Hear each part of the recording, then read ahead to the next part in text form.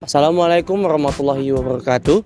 Saya Muhammad Januar Ibrahim, perwakilan dari kelompok 1, akan mewawancarai mahasiswa di Universitas Indraprasta PGRI tentang kasus penganiayaan oleh anak DPR hingga tewas.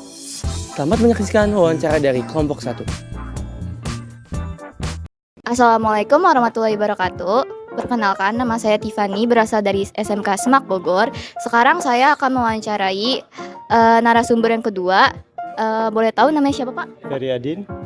Sebelumnya nih, Pak, saya mau nanya tentang berita anak pejabat DPR RI yang menganiaya kekasihnya hingga tewas. Sebelumnya, apakah Bapak sudah mengetahui berita tersebut? Sudah. Dari mana Anda mendapatkan berita ini? Dari media sosial kayak IG, Facebook gitu-gitu aja. Menurut Anda, apa nih motif pelaku penganiayaan tersebut? Mungkin karena cemburu, bisa jadi. Hanya cemburu saja? Iya. Baik, saya lanjutkan. Untuk selanjutnya, menurut Bapak, hukuman apa yang tepat untuk pelaku penganiayaan tersebut? Kalau untuk hukuman ya sebenarnya hukum di Indonesia itu masih kurang ya.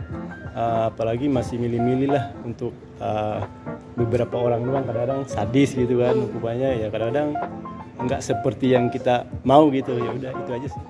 Oke. Selanjutnya akan dilanjutkan oleh narasumber ketiga. Assalamualaikum warahmatullahi wabarakatuh. Kami dari SMK Semak Bogor. Perkenalkan, sebelumnya nama saya Aulia. Kami di sini ingin mewawancarai kakak. Sebelumnya boleh perkenalkan namanya? Oke, baik. Perkenalkan, nama saya Syifa. Saya dari Universitas Indraprasta PGRI. Kebetulan saya mengambil jurusan pendidikan sejarah. Baik Kak, jadi kita akan bertanya mengenai kasus anak pejabat RI yang dianiaya pacarnya hingga tewas. Sebelumnya, kakak udah tahu belum mengenai berita ini? Sudah tahu. Kakak tahu berita ini dari mana, Kak? Kebetulan pertama kali saya mengetahui berita ini dari sosial media, khususnya Instagram, lalu dari berita-berita yang ada di televisi. Selanjutnya, gimana sih tanggapan kakak mengenai korban penganiayaan terhadap perempuan? Tanggapan saya, pertama-tama saya turut berduka cita atas terjadinya kejadian ini, peristiwa ini, dan saya juga tidak apa ya bahasanya, saya tidak membenarkan apapun perilaku kekerasan, baik terjadi kepada anak-anak, wanita, manusia, bahkan hewan, apalagi saya sendiri, kita semua sebagai wanita, seperti itu. Untuk pertanyaan selanjutnya akan dilanjutkan oleh partner saya. Sebelumnya, perkenalkan, nama saya Niswa. Menurut kakak, apa hukuman yang tepat untuk pelaku penganiayaan tersebut? Oke, hukuman yang tepat untuk pelaku penganiayaan, tentunya karena kita negara hukum, kita berkaca lagi dengan hukum yang ada di Indonesia. Dikarenakan seperti yang kalian ketahui juga bahwa ini bukan termasuk dari penganiayaan saja, karena sudah memakan korban jiwa di sini. Mungkin sebagai penegak hukum mungkin nanti ada proses hukum yang lebih lagi untuk menegakkan, jadi bukan hanya penganiayaan saja, tapi sampai dengan penghilangan nyawa. Bagaimana saran kakak terhadap hukum di Indonesia agar bisa ditegakkan seadil-adilnya? Menurut pendapat saya, untuk penegakan hukum di Indonesia ini berarti ada yang namanya ASN di sini ya. Kita bahasnya ASN. Mungkin saran dari saya untuk bisa keadilannya dapat ditegakkan lebih lagi ya dengan menyaring ASN ini dengan ketat, jadi tidak boleh sembarangan dan lain-lain. Jadi harus benar-benar untuk penyaringan ASN khususnya semuanya sih, bukan hanya di dalam hukum saja, bukan hanya ini tapi semua sampai dengan ke pendidikan dan lain-lain. Sebelumnya terima kasih ya Kak sudah meluangkan waktunya. Wawancara selanjutnya akan dilanjutkan dengan narasumber keempat. Assalamualaikum warahmatullahi wabarakatuh. Perkenalkan, saya Abisyam, saya dari sekolah SMK SMA Bogor. Saya di sini ingin mewawancarai salah satu narasumber dengan abang siapa, Bang? Dengan Bunial Musad Arafi. Kalau boleh tahu jurusannya apa nih, Bang?